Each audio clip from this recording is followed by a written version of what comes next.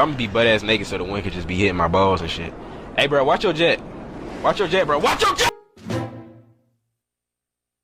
Don't Starve Together, an amazing multiplayer game with a very active fan base and overwhelming amounts of positive reviews. You may be wondering, what can be wrong with this amazing, beautiful masterpiece of a game? My answer is, it's just too fucking confusing. Like, I don't know if it's because of my lack of playtime or what, but I always find it easier to play games with mods. So what we're going to be doing today is we're going to be modding Don't Starve Together, and I'm going to be doing a showcase of just a few random mods I found that I thought were quite interesting, and I will be rating them on a scale from 1 to 10. So let's get into it.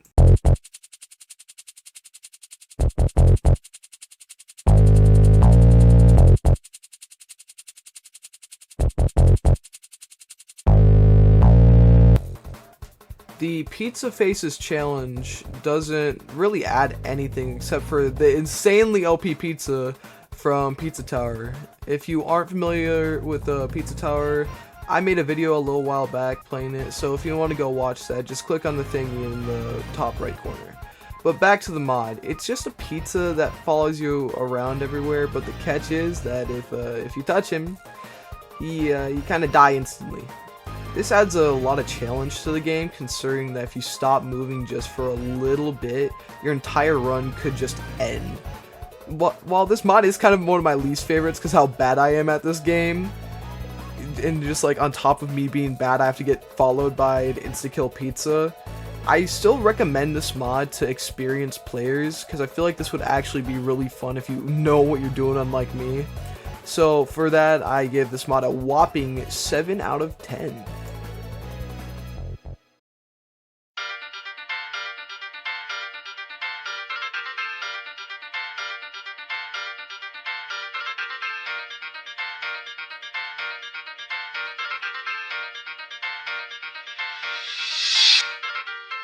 The Tales of Seed mod is a mod that adds 3 new characters who you could play as, and all 3 have interesting tools and weapons and buffs and weaknesses. I wish I could tell you the origins of these characters, but I do not speak the language that the creator of the mod speaks. So I'm just gonna assume they're OCs because I haven't really seen them anywhere.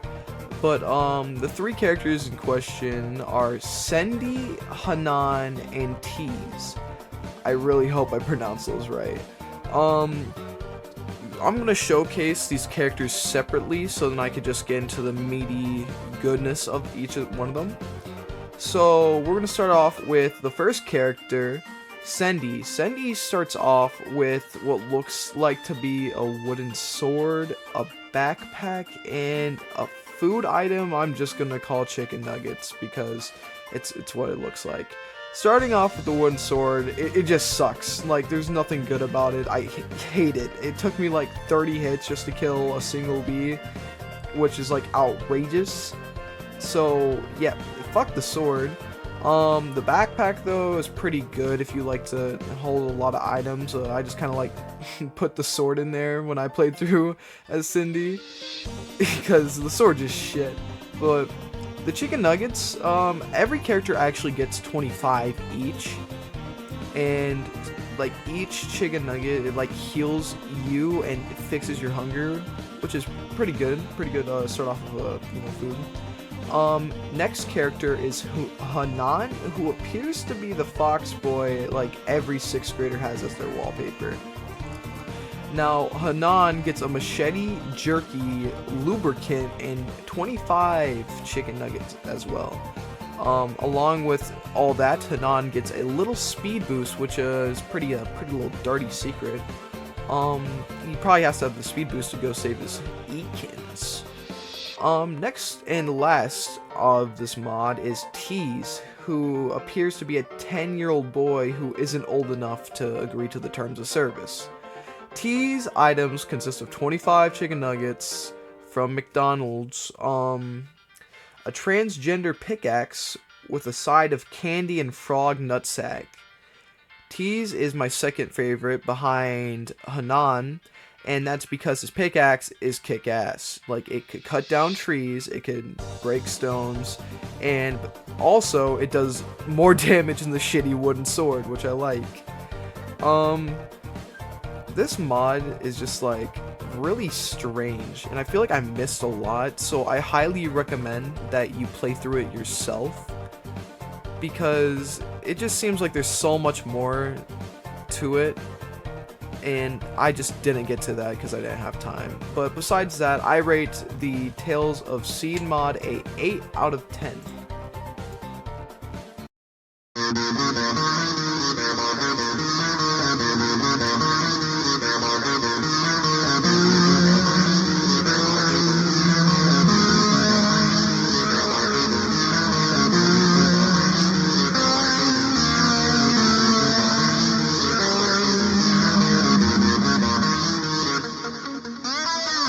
The final mods I will be showcasing today are the Jitsu mod and the Creative mod.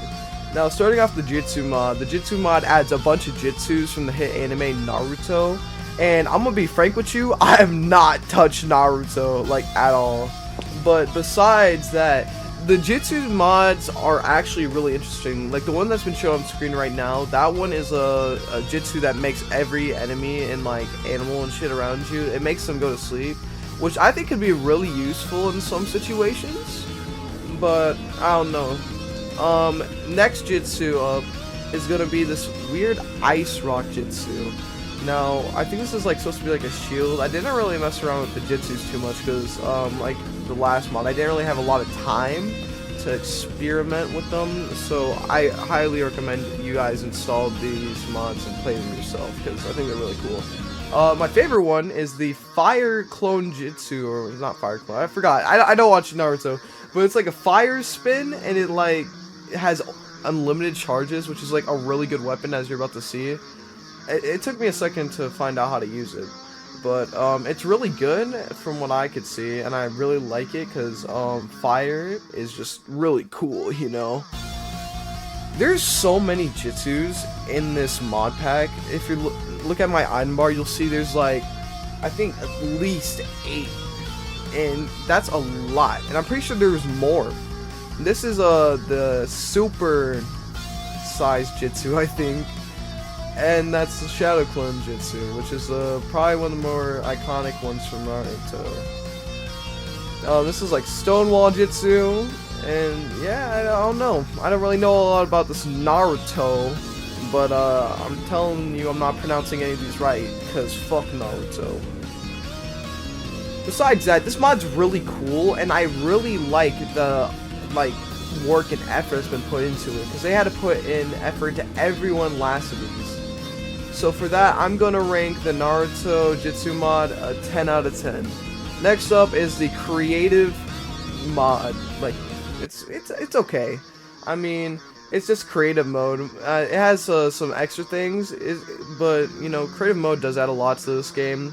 So I'm gonna give this a 10 out of 10 too, because it also has a lot of cool features like Return to Monkey and stuff like that. Pretty funny. But yeah, overall, I give both mods a 10 out of 10.